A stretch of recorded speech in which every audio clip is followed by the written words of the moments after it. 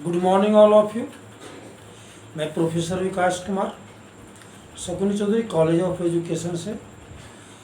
आप सभी जानते हैं कि मेरा कोर्स है नॉलेज एंड करिकुलम C8 और इसके अंतर्गत आज जो मैंने टॉपिक आप लोगों के बीच चर्चा करने के लिए लिया है और टॉपिक है कैन कैटेगराइज द नॉलेज।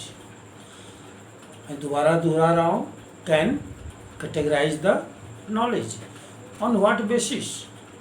इसका अर्थ यह हुआ क्या ज्ञान को श्रेणीगत किया जा सकता है, श्रेणियों में बांटा जा सकता है, और अगर हाँ तो किस आधार पर। मैं यह बता देना चाहता हूँ कि आप अगर पूर्ण रूप से मेरे द्वारा बताए हुए ज्ञान को जानना चाहते हैं तो वीडियो को पूरी तरह से देखें, नहीं तो अनुभवहीन रह जाएंगे। कहा गया है little knowledge is dangerous thing, और लिटिल नॉलेज आपको अल्प ज्ञान मिलेगा अगर आप वीडियो को ठीक से नहीं देखते हैं तो।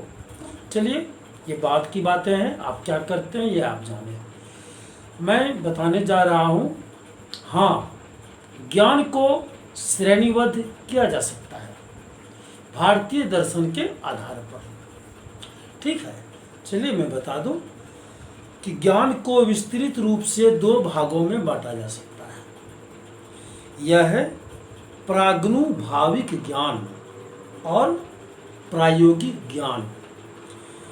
तो ऐसा ज्ञान जिसे बिना बुद्धि की सहायता के प्राप्त होता है, निगमन तथा तर्क पर आधारित ज्ञान प्रागनुभाविक ज्ञान कहलाती है।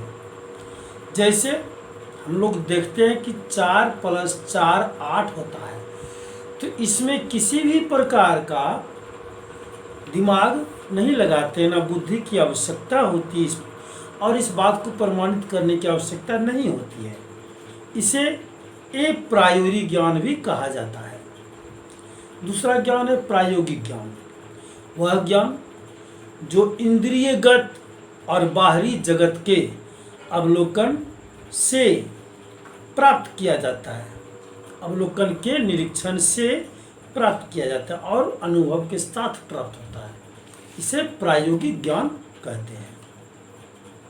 जैसा कि मैंने बताया था कि भारतीय दर्शन के आधार पर ज्ञान के प्रकार, भारतीय दर्शन के आधार पर ज्ञान के 2 प्रकार होते हैं।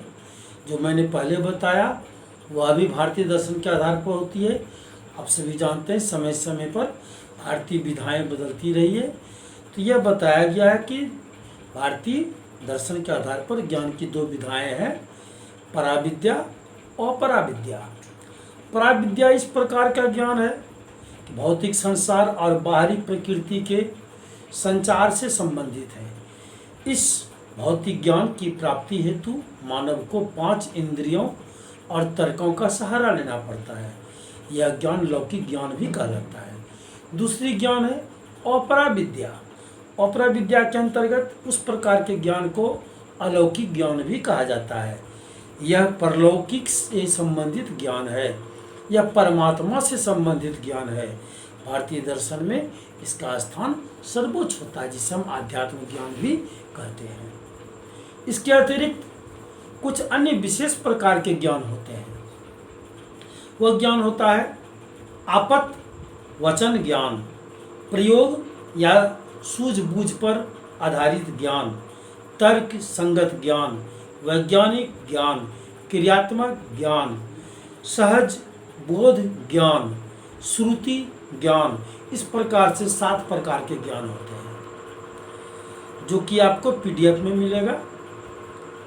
मैं इसे बता दूं, आपत वचन ज्ञान ऐसा ज्ञान है न तो स्वयं अपने इंद्रिय को देकर न स्वयं तर्क देकर प्राप्त किया जा सकता है। यह अनुसंधान पर आधारित ज्ञान होता है। दूसरा, प्रयोग सिद्ध ज्ञान या सूझबूझ पर आधारित ज्ञान। वह ज्ञान जो मनुष्य अपने अनुभवों, निरीक्षणों, अवलोकनों के आधार पर प्राप्त करता है, प्रयोग सिद्ध ज्ञान कहलाता है। इस प्रकार का ज्ञान इंद्रियानुभव से प्राप्त होता है। यह ज्ञान प्रत्यक्ष ज्ञान होता है।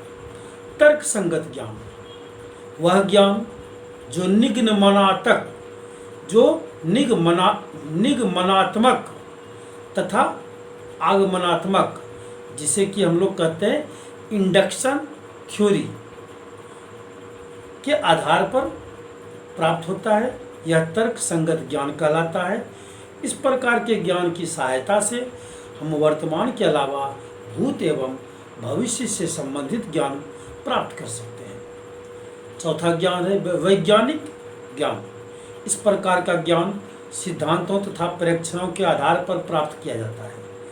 इस प्रकार के ज्ञान की प्राप्ति में वैज्ञानिक दृष्टिकोण को महत्वपूर्ण योगदान होता है। इस प्रकार के ज्ञान को पुष्टि करने में इंद्रियानुभव व तर्क संगत ज्ञान का सहारा लिया जाता है। पांचवा ज्ञान है क्रियात्मक ज्ञान। क्रियात्मक ज्ञान एक व्यक्तिगत ज्ञान है जो व्यक्ति के अनुभव, प्रयोग, निरीक्षण के आधार पर प्राप्त होता है तथा यह ज्ञान लाभदायक और उपयोगी होता है। क्रियात्मक ज्ञान डीवी के प्रयोजनवाद पर आधारित है।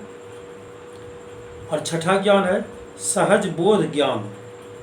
भविष्य के घटनाओं के संबंध में पूर्व ज्ञान ही सहज बोध ज्ञान कहलाती है। इसे अंतः प्रज्ञा ज्ञान भी कहते हैं और यह स्वाभाविक ज्ञान है। श्रुति ज्ञान पौराणिक, परंपरागत एवं सर्वमान्य ज्ञान जो धार्मिक ग्रंथों पर आधारित होता है श्रुति ज्ञान कहलाता है। श्रुति ज्ञान के अंतर्गत मैं बताना चाहूँगा, पहले ज्ञान सिर्फ मुंह से बोल करके दिया जाता था और इसे पीढ़ी दर पीढ़ी सुन करके आगे बढ़ाया जाता था, जिसे श्रुति ज्ञान कहते हैं, जिसकी चर्चा मैंने पहले भी कर चुका हूँ। इस प्रकार हम देखते हैं कि ज्ञान को विभिन्न भागों में बांटा गया है। भारतीय दर्शन के अनुसार इसे 7 भागों में बांटा गया है।